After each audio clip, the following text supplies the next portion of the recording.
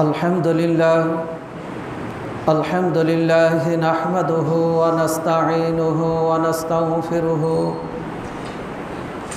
ونعوذ بالله من شرور أنفسنا ومن سيئات أعمالنا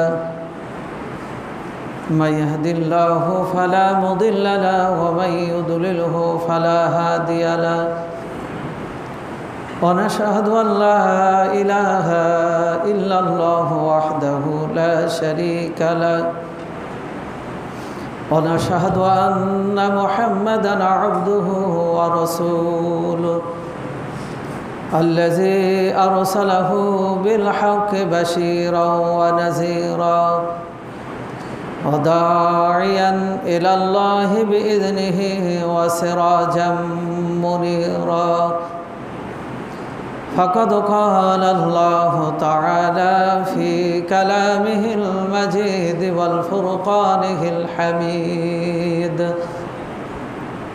أعوذ بالله من الشيطان الرجيم بسم الله الرحمن الرحيم إن الذين يخشون ربهم بالغيب لهم مغفرة وأجر كبير সমস্ত গুণগান সমস্ত প্রশংসা মহান আল্লাহ তাআলার জন্য, যিনি আমাদেরকে সৌভাগ্যবান বানিয়ে আজকের জুমার সালাতে উপস্থিত হওয়ার সুযোগ দান করেছেন। এজন্য প্রভুর দরবারে আমরা শুকরিয়া আদায় করি, আলহামদুলিল্লাহ। দরুদ ও সালাম বর্ষিত হোক প্রিয় নবী বিশ্বনবী মুহাম্মদ রাসূলুল্লাহ সাল্লাল্লাহু আলাইহি ওয়াসাল্লামের প্রতি। আজকের জুমার মসজিদে উপস্থিত সম্মানিত শ্রদ্ধাভাজন মুসল্লিয়ান একরাম, আমি আপনাদের সামনে সূরা আল মুলুক থেকে একটি আয়াত পাঠ করেছি। এই আয়াতকে সামনে রেখে তাকওয়াবান মুত্তাকিদের কি পুরস্কার আল্লাহ রেখেছেন, এর সাথে ঈদুল ফিতরের সালাত আদায়ের পূর্বে আমাদের কি করণীয় আছে, বিষয়গুলো আহকাম মাসাইলগুলো নিয়ে একটু আলোচনা করব। মা তৌফিক ইল্লা বিল্লাহ। আল্লাহ রাব্বুল আলামিন আমাদেরকে বড়ই সৌভাগ্যবান বানিয়েছেন। আমরা সকলে ধারণা করছিলাম হয়তো 29টি রোজায় আমাদের শেষ হয়ে যাবে। আল্লাহ আমাদের প্রতি অনুগ্রহ করেছেন, আল্লাহ আমাদের প্রতি দয়া করেছেন, আমাদের ক্ষমার দিন ক্ষমার সময় আল্লাহ বাড়িয়ে দিয়েছেন। যে বান্দা তোমাদের জন্য আরেকটা দিন আমি বাড়িয়ে দিলাম, যারা এখনও নিজেকে পাপমুক্ত করে নিতে পারো নাই, ক্ষমা করে নিতে পারো নাই, তোমাদের জন্য সুযোগ আমি বাড়িয়ে দিলাম। আল্লাহ আমাদের জন্য 30টা রোজা করার সুযোগ দান করলেন। আমরা এই জন্য প্রাণ ভরে শুকরিয়া আদায় করি, আলহামদুলিল্লাহ।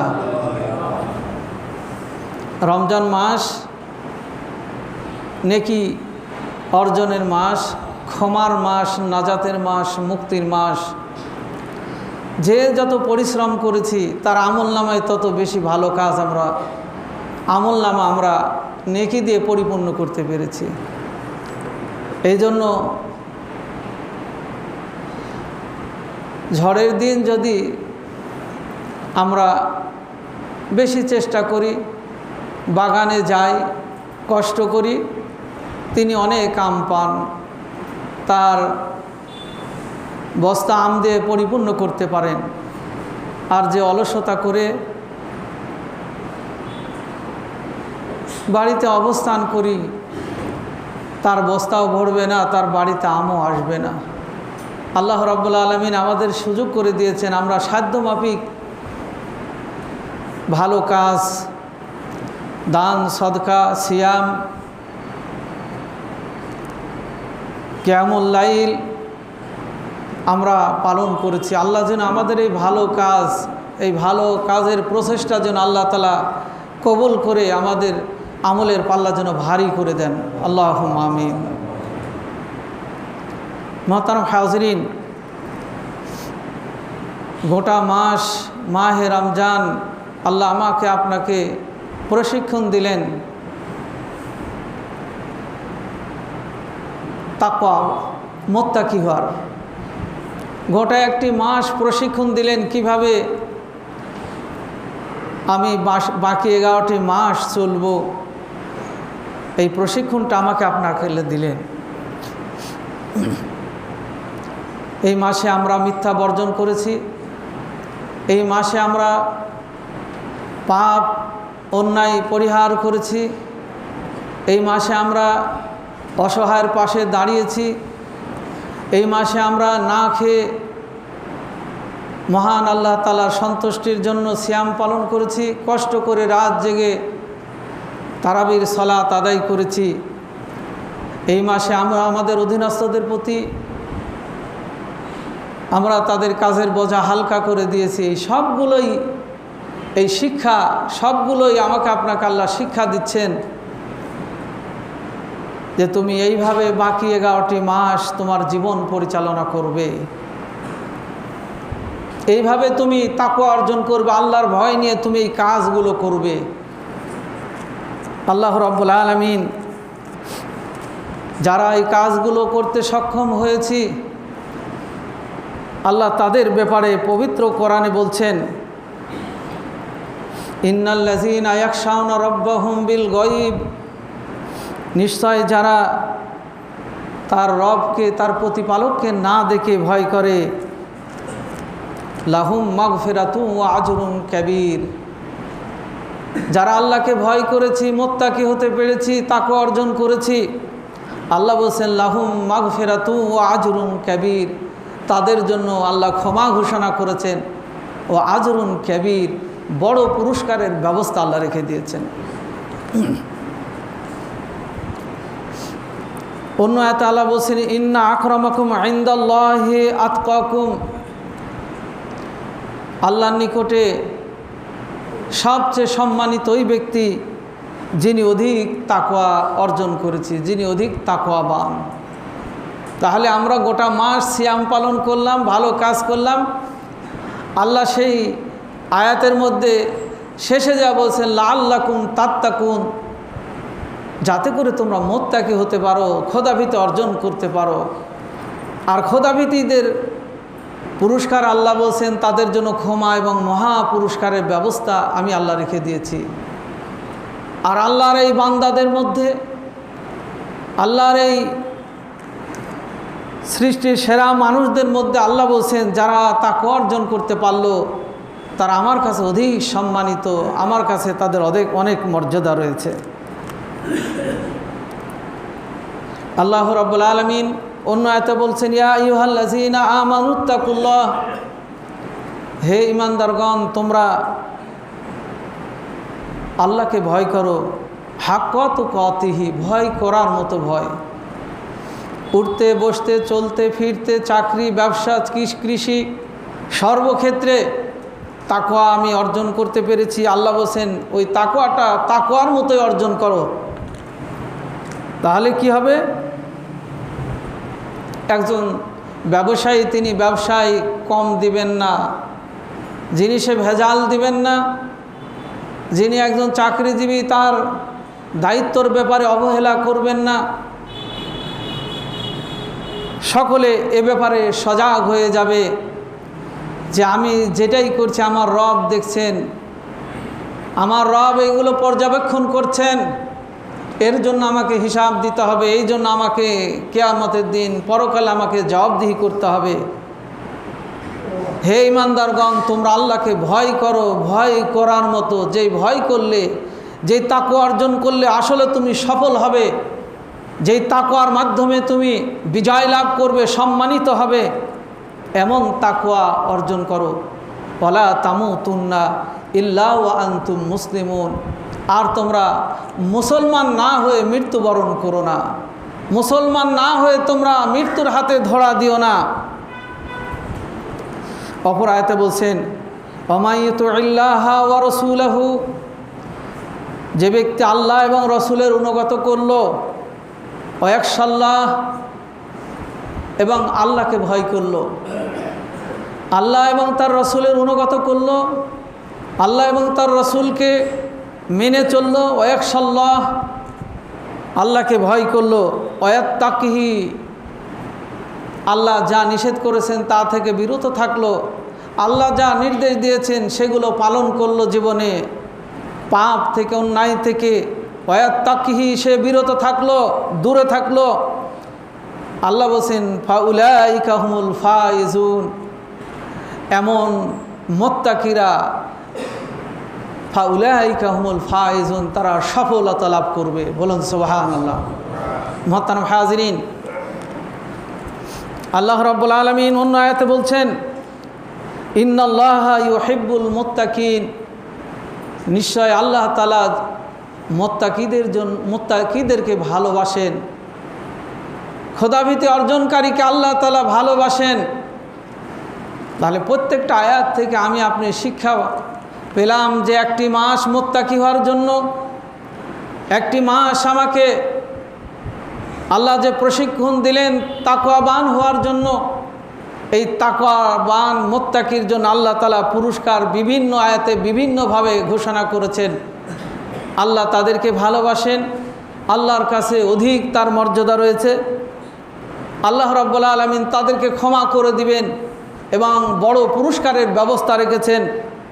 অপর আয়াতে আল্লাহ বলছেন ফাউলাইকা হুমুল ফাইজুন, তারা অবশ্যই পরকাল জীবনে তারা বিজয় লাভ করবে। বলুন সুবহানাল্লাহ। মুহতারাম হাজিরিন, তাই রমজান মাসে যে শিক্ষা আমরা পেলাম, এই তাকওয়ার শিক্ষা পেলাম, এটা নিজে ধারণ করে আমরা বাকি জীবন পরিচালনা করব। কেননা আল্লাহ রসুল সাল্লাল্লাহু আলাইহি ওয়াসাল্লাম এরপরও দোয়া করেছেন, আল্লাহুম্মা ইন্না নাসালুকাল হুদা ওয়াত তাকওয়া ওয়াল আফওয়াফ ওয়াল গিনা। হে আল্লাহ, আমি তোমার কাছে হেদায়েত কামনা করছি। হে আল্লাহ, তোমার কাছে আমি তাকওয়া, খোদাভীতি প্রার্থনা করছি। হে আল্লাহ, আমি তোমার কাছে কাপুরুষতা থেকে তোমার কাছে পানা চাচ্ছি। তুমি আমাকে কাপুরুষ বানিও না, অন্যায়ের কাছে নত হওয়ার আমার এই অভ্যাস তুমি আমার কাছে দূর করে দাও। অন্যায়ের কাছে আমি যেন শক্ত অবস্থান নিতে পারি, ন্যায়ের জন্য যেন আমি প্রতিষ্ঠিত হতে পারি, দাঁড়াতে পারি। হে আল্লাহ, তুমি আমাকে ওইরকম সাহসী বীর বানিয়ে দাও। হে আল্লাহ, তুমি আমাকে হেদায়েত দাও। হে আল্লাহ, তুমি আমাকে তোমার ভয় নিয়ে জীবন পরিচালনা করার তৌফিক দাও। অন্যায় গর্হিত পাপ জুলুমের বিরুদ্ধে যেন আমি শক্ত অবস্থান নিতে পারি। ওয়াল আফওয়াফ ওয়াল গিনা, হে আল্লাহ, তুমি আমাকে অপরের মুখাপেক্ষী থেকে হেফাজত করো, আমি যেন অপরের মুখাপেক্ষী না হই। হে আল্লাহ, তুমি আমার সচ্ছলতা দান করো। এই দোয়া আল্লাহ রসুল করতেন। আজকেও আমরা মহান আল্লাহ তাআলার কাছে দোয়া করি, আল্লাহ আমাদেরকে এই গুণে গুণান্বিত হওয়ার তৌফিক দান করুন। আমার ভাইরা, তাকওয়াটা কেমন? তাকওয়ার একটা উদাহরণ যদি আমরা বলি, একজন শিক্ষক তার কিছু ছাত্রদের হাতে একটা করে মুরগি দিয়েছে এবং বলেছে, যাও তোমরা আগামীকাল এই মুরগিটা সকলে জবাই করে নিয়ে তোমরা ক্লাসে ফিরবে। তবে তোমার এই মুরগি জবাই করাটা যেন কেউ না দেখে, তোমার এই মুরগি জবাই করা যেন কেউ বুঝতে না পারে, কেউ যেন না দেখে। হ্যাঁ, কোনো ছাত্র ঘরের দরজা দিয়ে ঘরের মধ্যে জবাই করেছে, কেউ নির্জনে যে জবাই করেছে, কোনো ছাত্র রাত্রেবেলা জবাই করেছে, সকলেই জবাই করেছে। একজন ছাত্র আর জবাই করতে পারেনি। তিনি জীবিত মুরগি নিয়ে উপস্থিত হয়েছেন, বাকিরা জবাই করা মুরগি নিয়ে উপস্থিত হয়েছেন। পরের দিন ওস্তাদ জিজ্ঞাসা করছেন যে তুমি মুরগি জবাই করেছো, কেউ দেখেছে? তিনি বলেন, না, আমি ঘরের দরজা দিয়ে জবাই করেছি, কেউ বুঝতে পারেনি। আর একজন বলছেন, আমি অন্ধকারে জবাই করেছি, কেউ দেখেনি। আর একজন বলছে আমি নির্জনে যে জবাই করেছি কেউ দেখেনি। এইরূপভাবে যারা জবাই করেছে তারা তাদের গোপনীয়তার বিষয়টা ওস্তাদের সামনে আলোচনা করলেন। যিনি জবাই করতে পারেননি তিনি বললেন, ওস্তাদ আমি তো জবাই করতে পারিনি, তার কারণ আমি যেখানেই যাচ্ছি সেখানেই মানুষ না থাকুক, কেউ না দেখুক, কিন্তু আমার ভিতরে ওই কথাই জাগ্রত হচ্ছে, আমার এই জবাই করা তো কেউ না দেখলে আমার রব দেখছেন। তিনি বলছেন ঘরের দরজা দিয়ে যেও জবাই করছে যাচ্ছি কেউ দেখলো না, কিন্তু আমার রব তো দেখছেন, সেখানে পারলাম না। অন্ধকারে গেলাম সেখানেও যে কেউ দেখলো না, কিন্তু আমার রব তো দেখছেন। নির্জনে যেও আমার ভিতরে ওই কথাই জাগ্রত হচ্ছে, মানুষ না দেখতে পাক, কিন্তু যিনি স্রষ্টা আমার রব তো আমাকে দেখছেন। অতএব আমি তো নির্জন জায়গা খুঁজে, গোপনীয় জায়গা খুঁজে তো আমি পালাম না, অতএব আমি জবাই করতে পারবো না, আমার রব দেখছেন। ওস্তাদ তাকওয়ার বিষয়টা এইভাবেই বুঝিয়ে দিলেন, তুমি অন্ধকারে থাকো, ঘরের দরজা বন্ধ করে থাকো, নির্জনে থাকো, যেখানেই থাকো না কেন তুমি কোন গোপনে কিছুই করতে পারবে না, পারো না। যা কিছু করছো, যা কিছু বলছো, যা কিছু শুনছো, তোমার স্রষ্টা সব কিছু দেখছেন। এই ভয়টাই হলো তাকওয়া। এই তাকওয়ার কারণে হে ছাত্র তুমি এই মুরগিটা জবাই করতে ব্যর্থ হয়েছো, এটাই হলো প্রকৃত তাকওয়া। আমার ভাইরা, যখন মিথ্যা বলবো সামনে আল্লাহর ভয়টা স্মরণ করতে হবে যে আমার রব এই মিথ্যার জন্য কিয়ামতের দিন জবাবদিহি করবে। দাড়িতে কম দিতে যাচ্ছি, তাকওয়া আমাকে বলে দিচ্ছে এই কাজ করো না, তোমার রব দেখছেন। মোহতারাম হাউজিরিন, এইভাবে যদি আমরা আল্লাহর ভয় নিয়ে তাকওয়া নিয়ে জীবন পরিচালনা করতে পারি, আল্লাহ সেই তাকওয়া বান্দাদের বলছেন উলাইকা লাহুম মাগফিরাতুন ওয়া রিজকুন কারীম, আল্লাহ তাদের জন্য ক্ষমা এবং বড় পুরস্কারের ব্যবস্থা রয়েছেন। উলাইকা হুমুল ফাইজুন, এই তাকওয়া বান্দা সেদিন সফল হবে, বিজয় হবে, তারা সেদিন সম্মানিত হবে। তাই আমরা রমজানের শিক্ষা, রমজানের তাকওয়া আমরা জীবনে ধারণ করে, যেমন ওই ছাত্রটা নির্জন খুঁজে পেল না যে এখানে এই পাপটাই জবাইটা করলে কেউ জানবে না, আমার আপনার ঠিক রব সব জায়গায় দেখছেন, পর্যবেক্ষণ করছেন। এই ভয়টা নিয়ে আমি আপনি যদি জীবন পরিচালনা করি, আশা করি গত বছর যেইভাবে জীবন পরিচালনা হয়েছে এই তাকওয়া নিয়ে যদি এই রমজানের পর থেকে 8 মাস পরিচালনা করি, পরিবর্তন হয়ে যাব। তাই আমার আপনার জীবনের পাপ অন্যায় এগুলো চিহ্নিত করে জীবন থেকে একটা একটা করে সেই অন্যায়গুলো দূর করে দিয়ে প্রকৃত মুমিন হতে হবে, প্রকৃত মুত্তাকির আমরা পথ অনুসরণ করতে হবে। মোহতারাম হাউজিরিন, আমরা আজকে গত জুমায় আমরা আলোচনা করেছিলাম সাদাকাতুল ফিতর নিয়ে। সাদাকাতুল ফিতর নিয়ে আলোচনা করেছিলাম। এরপরেও অনেক ভাইয়ের হয়তো অস্পষ্ট থাকার কারণে তিনি এক সা কী ধরবেন, কতটুক ধরবেন, বারবার প্রশ্ন করছেন, জিজ্ঞাসা করছেন। গতদিন বলেছিলাম এক সা হলো সা মক্কার এক রকম, মদিনার এক রকম, সিরিয়ার এক রকম, কোনোটা 2.25 কেজি হয়, কোনোটা 3.25 কেজি হচ্ছে, কোনোটা 3 কেজি 200 হচ্ছে। আল্লাহ রসুল সাল্লাল্লাহু আলাইহি ওয়াসাল্লামকে সা সম্পর্কে জিজ্ঞাসা করলে আল্লাহ রসুল সাল্লাল্লাহু আলাইহি ওয়াসাল্লাম বলেছেন, তোমরা এই দুই হাতকে প্রসারিত করবে, এটাকে তোমরা একত্র করে বড় করে, এরপর তোমরা রমজান মাসের শেষে একজনার পক্ষ থেকে 4 মুদ, এটাকে বলা হয় আরবিতে মুদ, আমরা সচরাচর বলে থাকি আঞ্জলি, 4 প্রত্যেকে 4 মুদ করে খাদ্য, প্রধান খাদ্য তোমরা ফকির মিসকিনকে বিতরণ করে দিবে। এটাই হলো সঠিক পদ্ধতি। সাহাবীরা বললেন যে আমরা রসুল সাল্লাল্লাহু আলাইহি সাল্লামকে সা সম্পর্কে জিজ্ঞাসা করলে আল্লাহ রসুল 4 মুদ 4 বার তিনি তার প্রধান খাদ্য আমাদের এক পাত্রে উঠিয়ে দিলেন, আমরা সেটা সা হিসাবে গ্রহণ করলাম। মূল কথা হলো গোটা মাস সিয়াম পালন করব, সিয়ামের শেষে সেটা 29 তারিখ হোক আর 30 তারিখ হোক, ঈদগাহে যাওয়ার পূর্বেই একজন রোজাদার, একজন ব্যক্তি, সেটা ছোট হোক বড় হোক, নারী হোক পুরুষ হোক, স্বাধীন হোক আর গোলাম হোক, সকলেই তার পক্ষ থেকে এই 4 মুদ পরিমাণ তার বাড়ির প্রধান খাদ্য দিয়ে সাদাকাতুল ফিতর আদায় করবেন। এটাই সহিহ হাদিস। আমি গতদিন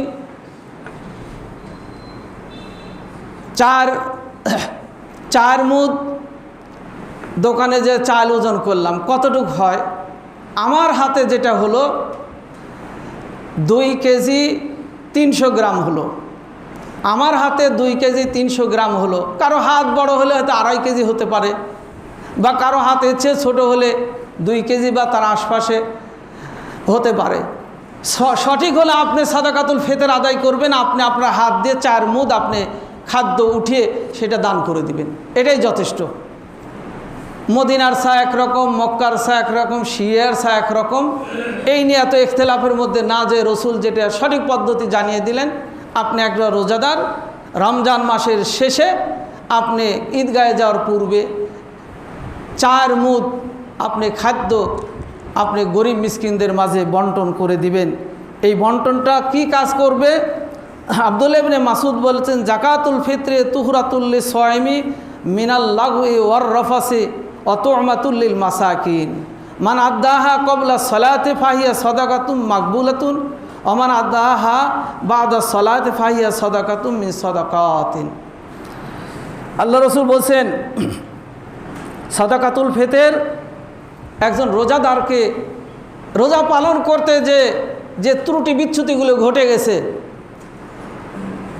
সাদাকাতুল ফিতর আদায় করার মাধ্যমে তার রোজা পরিপূর্ণ হয়ে যাবে, ত্রুটিমুক্ত হয়ে যাবে। মিনার লাগwi ওয়ার রাফাসে, যেই পাপগুলো করেছে, যে অন্যায়ের সাথে জড়িয়ে পড়েছে, এগুলো থেকে তার রোজাকে পরিপূর্ণ সওয়াব দান করবেন। আর ফকির মিসকিন অসহায় মানুষের খাদ্যের ব্যবস্থা করে দিবে। যে ব্যক্তি এটা ঈদগাহে যাওয়ার পূর্বেই আদায় করবে, তার পক্ষ থেকে সাদাকাতুল ফিতর হিসাবে আল্লাহ তাআলা পরিগণিত করবেন। আর যে ব্যক্তি ঈদগাহ থেকে এসে সেটা বন্টন করবে, সেটা সাধারণ দান হিসাবে পরিগণিত হবে, সাধারণ দান হিসাবে বিবেচিত হবে।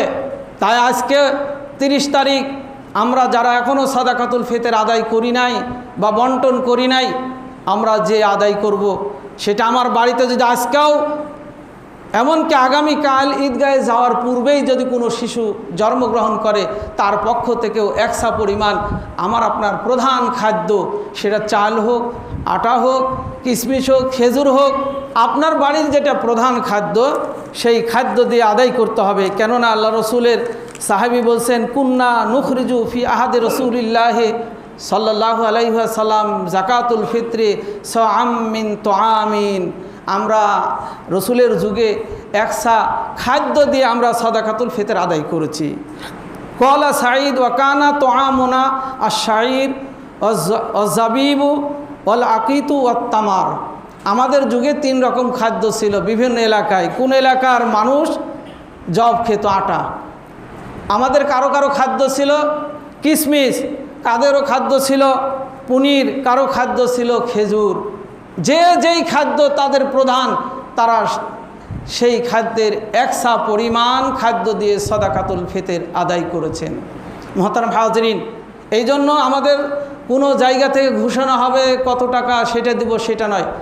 এটা মনে রাখবেন, আমি রোজাদার, 30 দিন রোজা পালন করলাম বা 29 দিন, রোজার শেষে আপনি 4 মুদ খাদ্য আপনি উঠিয়ে রেখে সেটা ফকির মিসকিনকে দান করে দেন। এটাই হলো সঠিক মত। তবে হ্যাঁ, খেয়াল করবেন, আপনি 70 টাকার চাল খাচ্ছেন, আপনি কিনে হয়তো 50 টাকার চাল দেবেন, এটা হবে না। যেই মানের, যেই গুণের চাল খাচ্ছেন বা আটা খাচ্ছেন, সেই মানের খাদ্য দিয়েই আদায় করতে হবে। আমরা সাদাকাতুল ফিতর বা জাকাতুল ফিতরের মাধ্যমে আসলে সামাজিক যে দারিদ্রতা রয়েছে, ক্ষুধা রয়েছে, সেগুলো দূর করার একটা শরীয়তের বিধান এর মাধ্যমে প্রতিষ্ঠিত হয়। আমাকে যেমন পবিত্র করছে, সাথে সাথে কিভাবে সমাজ থেকে দারিদ্রতা দূর করা যায় এর পদ্ধতিও আল্লাহ তাআলা এর কৌশলের মধ্যে রেখে দিয়েছেন। আমি আপনাদের কাছে একটা প্রস্তাব হিসাবে বলতে চাই, আমরা যুগের পর যুগ জাকাত দিয়ে যাচ্ছি, যুগের পর যুগ সাদাকাতুল ফিতর আদায় করছি, কিন্তু সমাজের পরিবর্তন আসছে না। প্রকৃত অভাবী মানুষের কোনো পরিবর্তন নাই। এই পরিবর্তন তো আমাদের ঘটাতে হবে। ফকির সারাটা জীবন ফকির থেকে যাবে, মিসকিন সারাটা জীবন মিসকিন থেকে যাবে, অভাবী মানুষ সারাটা জীবন অভাবী থেকে যাবে। এটা তো একটা সমাজ ব্যবস্থা হতে পারে না। সেটাকে দূর করার জন্য আমাদেরকে পদক্ষেপ নিতে হবে। প্রথম নম্বর বলি, আমাদের ফিতরা বন্টনের ভুল পদ্ধতি হলো, আমরা রমজান মাসের শুরু থেকেই কেউ কেউ বিতরণ শুরু করি। সেটা ব্যক্তিগত সিদ্ধান্ত থেকে হোক, অথবা বাড়িতে ফকির মিসকিন এসে ভিড় করছে, ফিতরা চাচ্ছে, আমি ওখান থেকে দিতে শুরু করে দিয়েছি। না, আপনাকে রসুলের সঠিক পদ্ধতি যদি অনুসরণ করেন, রসুলের সুন্নাহকে অনুসরণ করেন, রমজান মাসের শেষে, সেটা 29 তারিখ হতে পারে, 30 তারিখ হতে পারে, ঈদের দিন সকালে হতে পারে, আপনি বন্টন করবেন। আপনি রোজা আগে রাখেন, তারপরে আপনার রোজার ত্রুটিগুলো মুক্ত করার পদ্ধতি কি সেটা আপনি অনুসরণ করেন। এটা রসুলের নির্দেশনা। তাহলে আমরা রমজান মাসের শুরু থেকে জাকাত দেওয়া এই প্রথাটা বন্ধ করতে হবে। ফকির মিসকিন আসলেও তাদেরকে বুঝিয়ে দিতে হবে যে না, সাদাকাতুল ফিতর আদায়ের সময় এটা, ওই সময় তুমি আসো, ওই সময় আমরা তোমার জন্য যেটা রাখার সেটা রাখবো। দ্বিতীয় হলো, আমরা প্রত্যেকে, ধরুন এখানে 200 লোক আমরা সালাতে আসছি, 200টা পরিবার আছে। আমরা যদি 200 পরিবারের, প্রত্যেকটা পরিবারের 10 জন, 5 জন, 2 জন সদস্য আছে, এই সদস্যগুলোর এই সাদাকাতুল ফিতর যদি আমরা একত্র করি, এরপর আমরা প্রকৃত হকদারকে তাদেরকে আমরা চিহ্নিত করি, তাদের লিস্ট করি, করে সেই মানুষগুলোকে আমরা তাদের প্রতিষ্ঠিত করার জন্য যেই পদক্ষেপটা হোক না কেন, আমরা চাল বিক্রি করেই হোক আর চাল দিয়েই হোক, তাহলে আমরা মনে হয় সমাজের পরিবর্তন আনতে পারবো, এটা বেশি উপকৃত হবে। তাই আপনাদের কাছে প্রস্তাব থাকলো, আগামী রমজানে আমরা যাতে একত্র করে একটা সুষম বন্টনের মাধ্যমে সমাজ থেকে মেহনতি মানুষকে যেন প্রতিষ্ঠিত করতে পারি, এ ব্যাপারে আমরা যেন পদক্ষেপ নিতে পারি। মহান আল্লাহ তাআলার কাছে আমরা সেই আরজু প্রার্থনা রাখি, আল্লাহ আমাদেরকে সেই সুযোগটা যেন দান করেন। মোহতারাম হাজরিন, আগামীকাল আমরা ঈদ উদযাপন করতে যাচ্ছি, ঈদুল ফিতর। আমরা আল্লাহ চাহে আমরা কালকে ঈদ পালন করব ইনশাআল্লাহ। আমাদের বিশ্বনবী এমন কোনো দিক নির্দেশনা তিনি দিয়ে বাদ রাখেন নাই যে মানুষ সমস্যায় পড়বে, সমাধান পাবে না। রাসূল সাল্লাল্লাহু আলাইহি ওয়াসাল্লাম ঈদুল ফিতর, ঈদুল আজহার কিছু নির্দেশনা দিয়েছেন, সেইভাবে আমাদেরকে ঈদ উদযাপন করতে হবে। যেমন আজকে রমজান মাসের শেষ দিন, আজকে সূর্য অস্তের সাথে সাথে শাওয়াল মাসের চাঁদ উদয় হবে। বিশ্বনবী বলেছেন, তোমরা চাঁদ দেখে রোজা ধরো, চাঁদ দেখে তোমরা রোজা ছাড়ো। আমরা আকাশে চাঁদ যদি দেখতে নাও পাই মেঘের কারণে, কোনো কারণবশত, কিন্তু চেষ্টা করতে হবে। আল্লাহ রসুলের সাহাবীরা রমজান মাসে চাঁদ উদয়ের জন্য একদিন আগে থেকেই তারা চাঁদ গণনা করতেন, চাঁদ দেখার জন্য তারা আকাশে তারা খোঁজাখুঁজি করতেন, এবং রমজান মাসের শেষে 29 তারিখ, 30 তারিখ তারা আকাশে চাঁদ খোঁজাখুঁজি করতেন, দেখতেন। এটা একটা সুন্নাত। আমরা এটা ছেড়ে দিয়েছি। আধুনিক যুগ আসার কারণে রসুলের কিছু সুন্নাত আমরা আমাদের জীবন থেকে দূরে সরিয়ে দিচ্ছি। ফলে কি হলো, এইভাবে যদি কিছু সময় চলতে থাকে, কিছু সময় পেরিয়ে যায়, আমাদের প্রজন্মরা মনে করবে যে ওই মিডিয়ার মাধ্যমে শুনেই মনে হয় ঈদ করতে হয়, মিডিয়ার মাধ্যমে শুনেই মনে হয় রোজা রাখতে হয়। তাই আমাদেরকে মৃত সুন্নাতকে জীবিত করার জন্য আজকে সূর্য অস্তের সাথে সাথে আমরা আকাশে চাঁদ খুঁজবো এবং সেখানে আমরা দাঁড়িয়ে দোয়া করব। আল্লাহ রসুল প্রার্থনা করেছেন, আল্লাহুম্মা আহিল্লাহু আলাইনা বিল আমনি ওয়াল ঈমানি ওয়াস সালামাতি ওয়াল ইসলামি ওয়াত তাওফীকি লিমা তুহিব্বু ওয়া তারদা রব্বি ওয়া রাব্বুকাল্লাহ। আল্লাহ রসুল এই দোয়া করতেন চাঁদ দেখে। তাই আমরা আজকে সন্ধ্যায় এই দোয়া পড়ব। দোয়া যদি আরবিতে না পারেন, নিজ মাতৃভাষায় আল্লাহর কাছে প্রার্থনা জানান, হে আল্লাহ, রমজান মাস সাধনা করলাম সিয়াম, তুমি এই সিয়াম কবুল করে নাও। রমজান মাস আমি দান করলাম, হে আল্লাহ তুমি আমার দান কবুল করে নাও। জাকাত দিলাম, হে আল্লাহ তুমি জাকাত কবুল করে নাও। এবং শাওয়াল মাস আমার জন্য উত্তম করো, আমার জন্য ভালাই করো। শাওয়াল মাস যেন আমি আরও বেশি ইবাদত করতে পারি, তুমি সেই তৌফিক দান করো।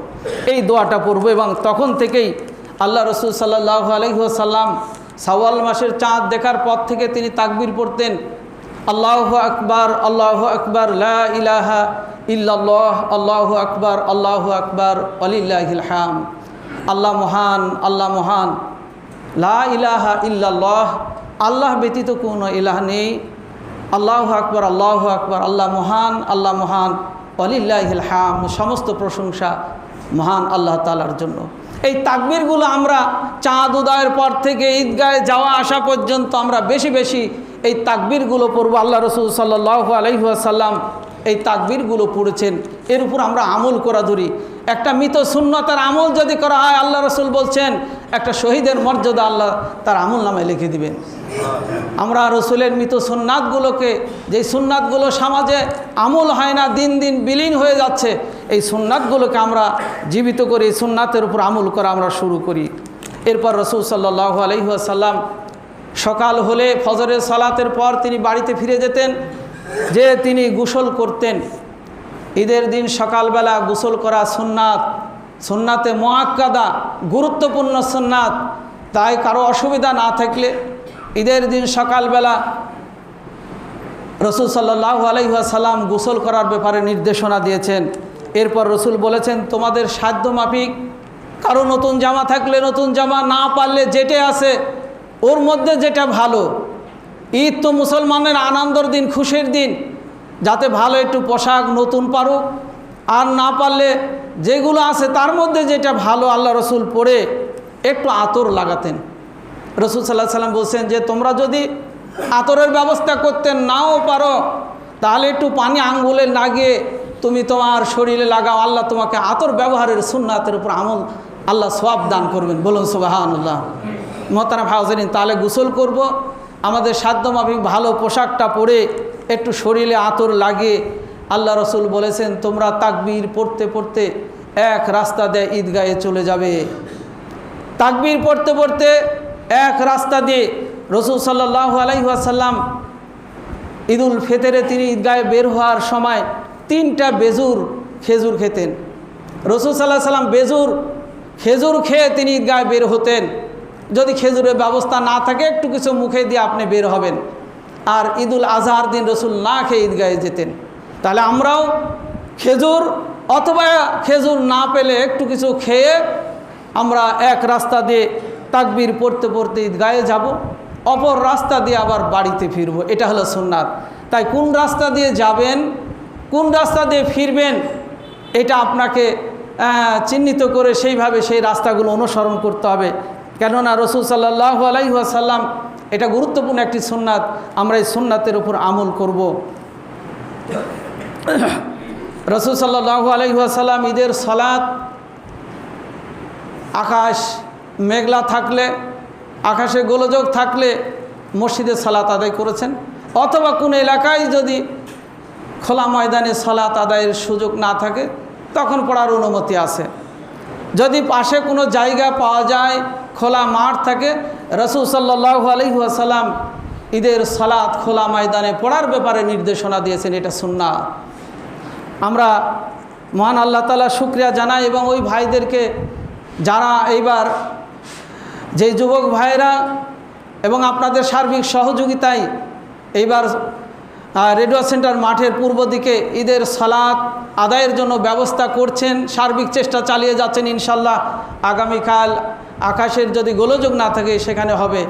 যারা এই কাজে আঞ্জাম দিচ্ছেন, আল্লাহ যেন তাদের সকলকে যেন সদকায়ে জারিয়ার সওয়াব দান করেন, আল্লাহুম্মা আমিন। এইরকম ভালো কাজ আমাদের যুবক ভাইরা যেন করতে পারেন, তাদের পিছনে আমরা থেকে তাদেরকে যেন সহযোগিতা করতে পারি, বুদ্ধি পরামর্শ দিয়ে ভালো কাজে উৎসাহিত করতে পারি এবং আমাদের ছোটদেরকে যেন সম্পৃক্ত করে এই ভালো কাজ করতে হবে এইরকম মন মানসিকতায় আমরা যেন গড়ে তুলতে পারি, সেইভাবে আমরা এই ভালো কাজের প্রতি আমরা অগ্রসর হই। বিশেষভাবে যারা এই কাজে আঞ্জাম দিচ্ছেন সেই ভাইদেরকে আমরা আন্তরিক মোবারকবাদ জানাই। মোহতারাম হাজিরিন, রসুল সাল্লাল্লাহু আলাইহি ওয়াসাল্লাম যদি মসজিদে ঈদের সালাত হতো হয় তাহলে রসুল সাল্লাল্লাহু আলাইহি ওয়াসাল্লাম শুধুমাত্র 2 রাকাত সালাত আদায় করতেন দুখুলুল মসজিদ। যদি মাঠে হয় রসুল সাল্লাল্লাহু আলাইহি ওয়াসাল্লাম নিষেধ করেছেন ঈদের সালাতের আগে এবং পরে কোনো সালাত নাই। ঈদগাহে যাব, বসে থাকবো, ইমাম সাহেব যথাসময় উঠে খুতবা দিবেন, খুতবা যথাসময় উঠে 2 রাকাত সালাত আদায় করবেন, এরপর খুতবা একটা দিয়ে তিনি ঈদের সালাত সম্পূর্ণ করবেন। তাই আমরা ঈদগাহে গেলে অথবা মসজিদে আসি, মসজিদে আসলে শুধুমাত্র 2 রাকাত সালাত, ঈদগাহে গেলে আগে পরে কোনো সুন্নাত নফল পড়া যাবে না। এই বিষয়গুলো আপনারা একটু মেহেরবানি করে স্মরণ রাখবেন। প্রত্যেক বছরে আমাদের সামনে ঈদ আসবে, আমাদের এই মাসাইল জানা থাকলে এই সমস্যা হবে না ইনশাল্লাহ।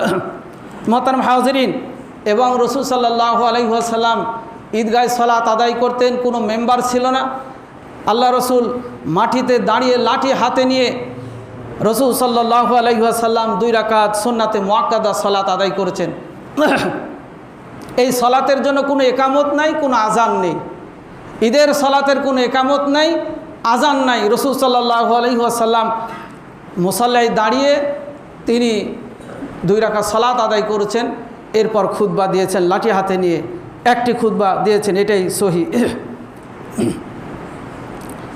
মোহতারাম হাজিরিন, ঈদের সালাতে আমি একটু পরে যাওয়ার কারণে ইমাম সাহেবের রসুল সাল্লাল্লাহু আলাইহি ওয়াসাল্লাম ঈদুল ফিতর এবং ঈদুল আজহার 2 রাকাতের সুন্নাতে মুআক্কাদা সালাত আদায় করেছেন। তাকবীরে তাহারিমার পর বিশ্বনবী প্রথম রাকাতে তাকবীরে তাহারিমার পর 7 তাকবীর দিয়েছেন এবং দ্বিতীয় রাকাতে রসুল সাল্লাল্লাহু আলাইহি ওয়াসাল্লাম 5 তাকবীর দিয়েছেন। 7 আর 5 এই 12 তাকবীরে ঈদের সালাতের উপর রসুল সাল্লাল্লাহু আলাইহি ওয়াসাল্লামের 19টা হাদিস আছে। বুখারী মুসলিম সহ সহিহ হাদিসে 7 এবং 5 এই 12 তাকবীরে বিশ্বনবী ঈদুল ফিতর ঈদুল আজহার সালাত আদায় করেছেন। মোহতারাম হাজিরিন, আমরা আরেকটা ভুল সংশোধন করি। ঈদুল ফিতরের বা ঈদুল আজহার সালাতে তাকবীরের পর তিনি সানা পড়েছেন না 7 তাকবীরের পরে 7 তাকবীরের পরে সানাটা পড়েছেন, এ ব্যাপারে 2টাই হাদিস আছে। আল্লাহু আকবার বলে রসুল হাত বেঁধে সানা শেষ করতেন, এরপর 7 তাকবীর দিতেন। অপর হাদিস আছে আল্লাহ রসুল তাকবীরে তাহারিমা বেঁধে 7টি তাকবীর সম্পূর্ণ করতেন, তারপর সানা পরে সূরা ফাতিহা আর একটা সূরা পড়তেন। এবং ঈদুল আজহা ঈদুল ফিতরের সালাতে রসুল সূরা ফাতিহার পরে প্রথম রাকাতে সূরা আলা পড়তেন, দ্বিতীয় রাকাতে গশিয়া পড়তেন।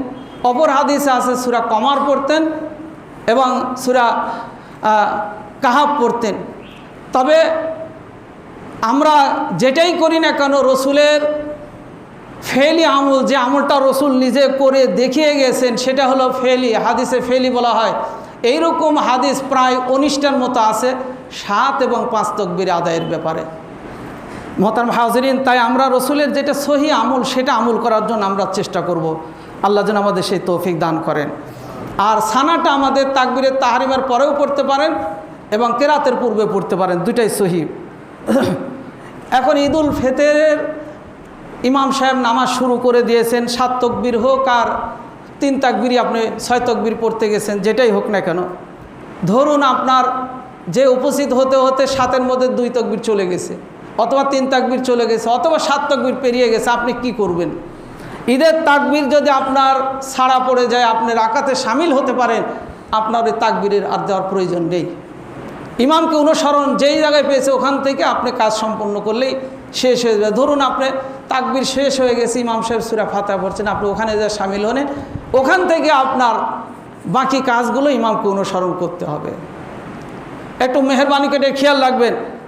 আর যদি কেউ একটা রাকাতই বাদ পড়ে যায়, ধরুন 2 রাকাত সালাতের প্রথম রাকাত শেষ হয়ে গেছে, আপনি ইমামকে পেলেন, ইমামের সাথে দ্বিতীয় রাকাত আদায় করলেন আপনার প্রথম রাকাত, বাকি 1 রাকাত যে আপনার হলো না, সেই 1 রাকাত আপনাকে আপনার যেটা পেলেন সেটা প্রথম রাকাত, দ্বিতীয় রাকাতের হিসাব করে আপনাকে যে 5 তাকবীর ছিল সেই তাকবীর দিয়ে কেরাত পরে আপনাকে সেই দ্বিতীয় রাকাত সম্পন্ন করতে হবে।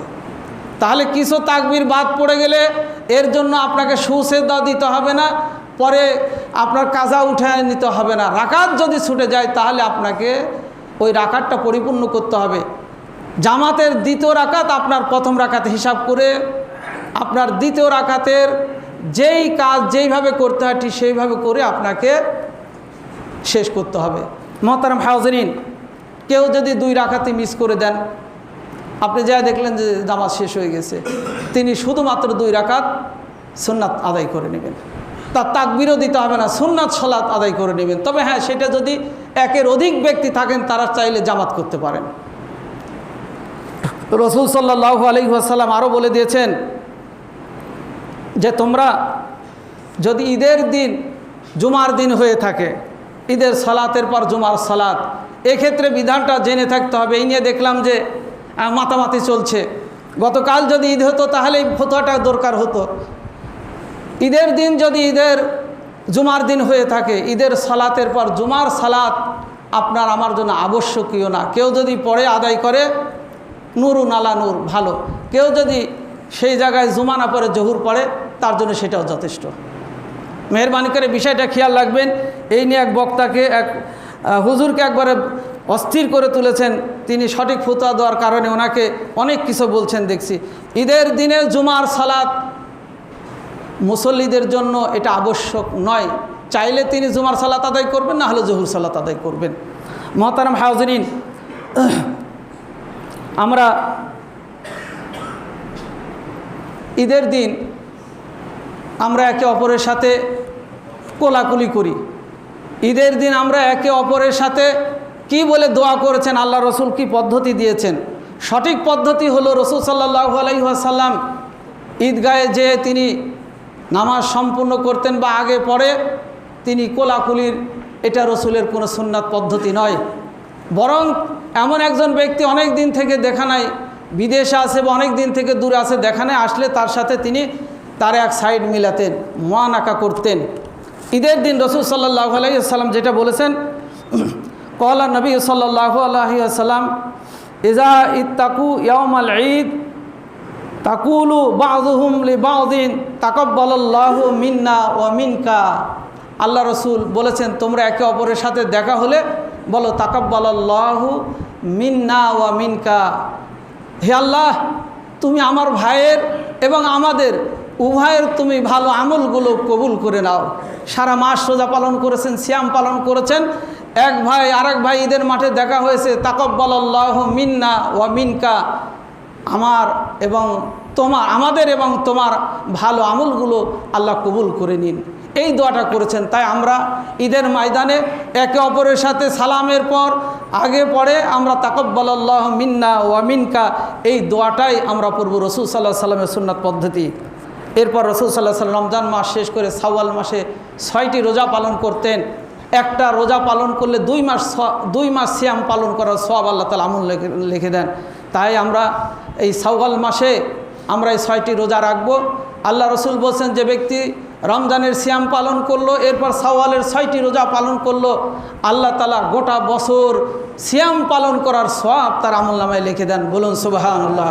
তাই আমরা এই সিয়াম পালন এবং ঈদের দিনের করণীয়, ঈদের দিনে আমাদের যেইভাবে রসুল আমল করেছেন সেগুলো মেনে আল্লাহ যেন আমাদেরকে আমাদের ঈদ আনন্দ সুন্দরভাবে পালন করার তৌফিক দান করেন।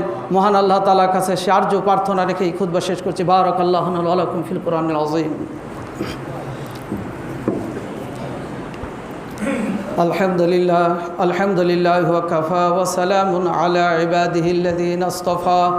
আম্মা বা'দ, আউযু বিল্লাহি মিনাশ শাইতানির রাজীম। বিসমিল্লাহির রহমানির রহিম। মুহতারাম হাজিরিন, একটি কথা ছেড়ে গেছে। রসুল সাল্লাল্লাহু আলাইহি ওয়াসাল্লাম ঈদগাহে নারীদেরকে, মেয়েদেরকে নিয়ে যেতে বলেছেন। এমনকি রসুল বলেছেন, কোনো মহিলা ঋতুবর্তী হলেও সেই ঈদগাহে যাবে, সালাত আদায় করবে না, কিন্তু মুসলমানের দোয়ায় শরিক হবে। কেননা রসুল বিশেষভাবে নারীদের ঈদের মাঠে তাদেরকে ওয়াজ শোনাতে বলেছেন, উপদেশ দিতে বলেছেন। তাই আমরা মা বোনদেরকে ঈদগাহে নিয়ে যাব। মা বোনরা ঋতুবর্তী হলেও তারা যাবে, বসে থাকবে, দোয়াতে শামিল হবে, উপদেশ গ্রহণ করবে। এই জন্য মহিলাদেরকে ঈদগাহে নিয়ে যাওয়া এটা সুন্নাত রসুলের নির্দেশনা, সেটা আমরা অনুসরণ করব। ইন্নাল্লাহা ইয়া'মুরু বিল আদলি ওয়াল ইহসান ওয়া ইতা'i যিল কুরবা ওয়া ইয়ানহা আনিল ফাহশাই ওয়াল মুনকারি ওয়াল বাগি ইয়া'iযুকুম লাআল্লাকুম তাযাক্কারুন ওয়া লাযিকরুল্লাহি তাআলা আউলা ওয়া আযু ওয়া যাল্লু ওয়া তাম্মু